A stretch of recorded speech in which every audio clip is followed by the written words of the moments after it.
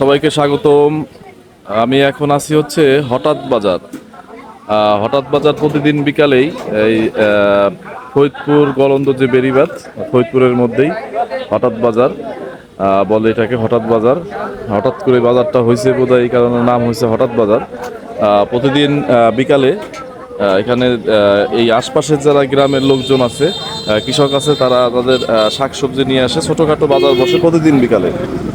তো মাঝে মধ্যে এখান থেকে আমার শাকসবজি কেনা হয়, টাটকা শাকসবজি পাওয়া যায়। আর বাজারঘাট আছে, দোকানপাট আছে। তো এই যে দেখেন টাটকা কলা কত করে ভাই? 10 টাকা আলি। আচ্ছা, লাল শাক কত করে?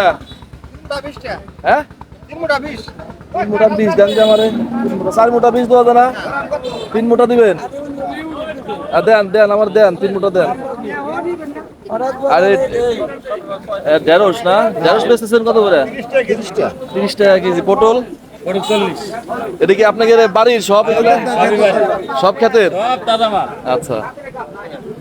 আর দেখেন কাঁঠাল। কাঁঠাল কত করে? কার কাঁঠাল কার? হ্যাঁ, কাঁঠাল বিক্রি হয়েছে 100 টাকা। 100 টাকা বিক্রি হয়েছে। এই দুইটা নাকি? কাঁঠালের দাম এত নাকি? কিরা নিছে কাঁঠাল? আপনি নিছেন? আচ্ছা আচ্ছা। আর কলা কত করে বেচতেছেন? 25 টাকা। ছোটখাটো একটা বাজার প্রতিদিন বিকালেই বসে, মাঝে মধ্যেই কেনা হয় আমার এখান থেকে। এই যে দেখেন কাঁঠাল, লেবু। লেবু কত করে আলি? হ্যাঁ, কত কোন? 20 টাকা আলি। কাঁঠাল কি বিক্রি হয়েছে নাকি? কত করে কাঁঠাল? আচ্ছা আচ্ছা, কাঁঠাল আলা নাই। এই যে দেখেন হচ্ছে বাজার, ছোট একটা বাজার।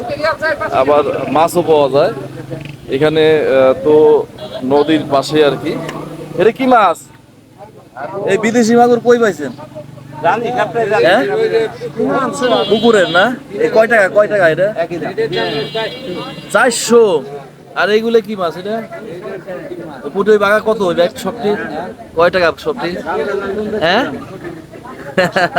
500। কত? আর এই চাল কুমড়া কত? 40 টাকা।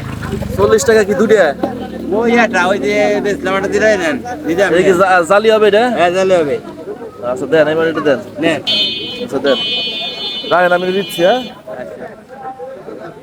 হ্যাঁ, এই হচ্ছে বাজারে এই গ্রামের লোকজনের তাদের মানে তাদের ক্ষেতের হচ্ছে বাড়ির শাক সবজি। ধুন্দল কত?